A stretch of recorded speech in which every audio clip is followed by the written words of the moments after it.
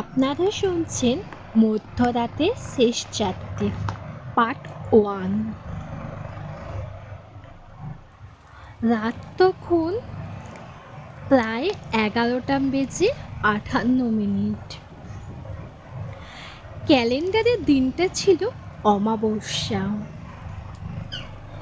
চারিদিকে এমন ঘন কুয়াশা নেমেছিল যেন রাস্তার ওপারে দাঁড়িয়ে থাকা মানুষটাকে কেউ চিনে নেওয়াও অসম্ভব।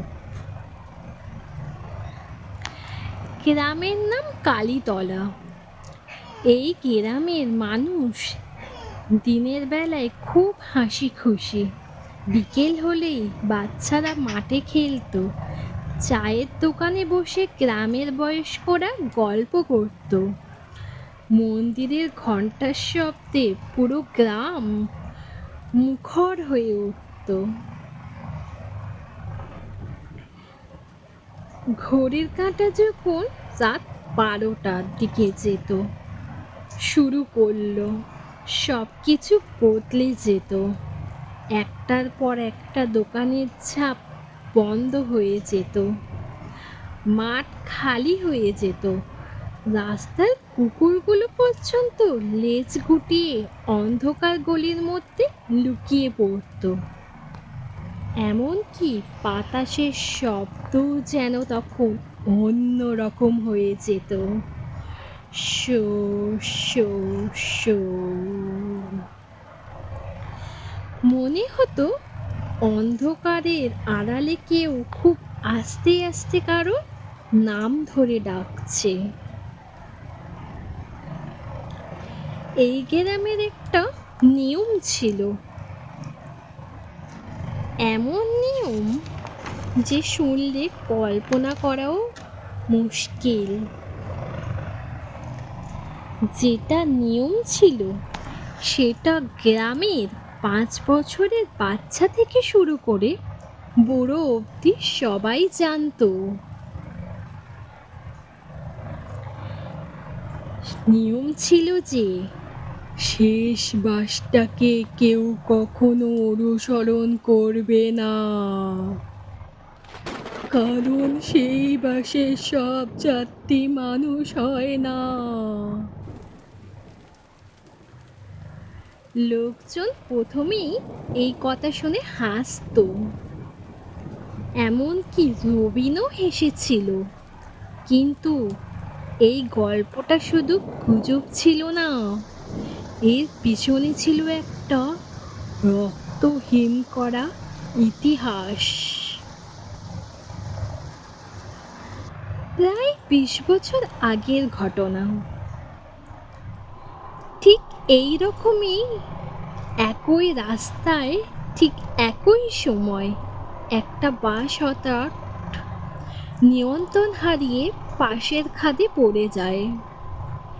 সেদিন বাসে বসে থাকা প্রায় সব মানুষই মারা গিয়েছিল, কিন্তু গ্রামের মানুষ আজও বলে খাদ থেকে মৃতদেহ তুলে যখন গোনার সময় একটা অদ্ভুত ভুল ধরা পড়েছিল। টিকিটে ছিল 25 জনের হিসাব, কিন্তু মৃতদেহ পাওয়া গিয়েছিল 26টি। সেই মৃতদেহটা কার ছিল আজ পর্যন্ত কেউই জানতে পারেনি।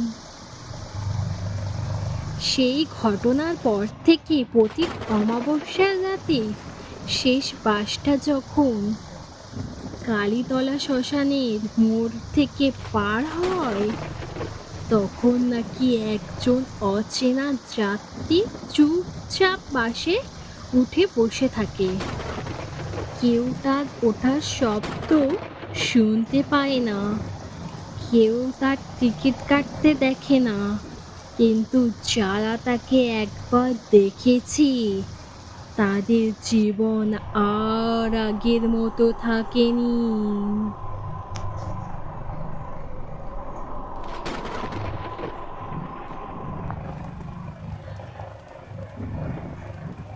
এমন সময় হঠাৎ সেই নতুন ড্রাইভার রবিন এই ঘটনা শুনছিল। শুনতে শুনতে তার মনে হলো, এ আবার কি এমন কথা? লোকমুখে তো এরকম অনেক গ্রামহীন কথা হয়েই থাকে।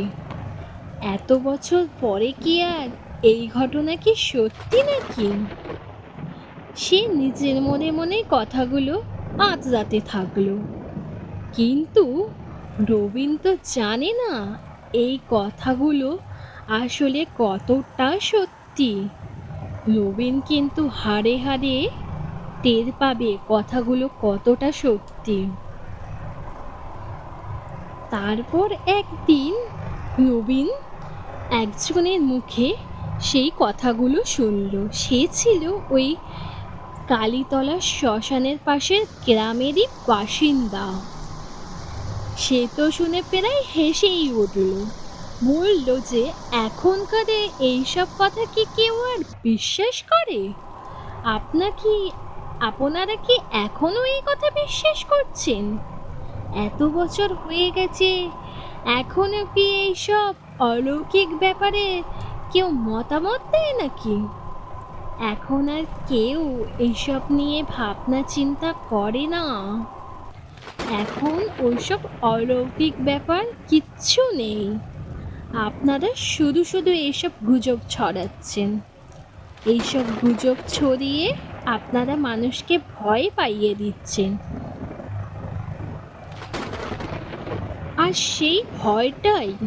সেই ভয়টাই এখন মানুষের মনের মধ্যে জেঁকে বসেছে। আপনারা কি জানেন, যখন এরকম ঘটনা হতে থাকে তখন কি হতে পারে? কেউ কি বলতে পারবেন কি হতে পারে? রবিনও ঠিক সেরকমই ছিল। রবিন সেটা আন্দাজ করতে পারছিল না যে তার সাথেও এরকম অলৌকিক ঘটনা হতে চলেছে। তার সাক্ষী রবিন নিজেই।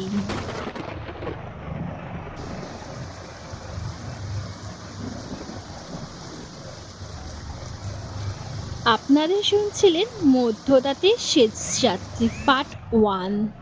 আজ এই পর্যন্তই। গল্পটি যদি ভালো লাগে লাইক, শেয়ার অ্যান্ড সাবস্ক্রাইব করতে ভুলবেন না কিন্তু। আর গল্পের পরবর্তী অংশ আসবে ঠিক রাত 9টায় রবিবারে। শুক্রবার, মঙ্গলবার আর রবিবার এই 3 দিন কিন্তু গল্প আসবে। রাতের ছায়া চ্যানেলে সবাই কিন্তু শুনতে ভুলবেন না।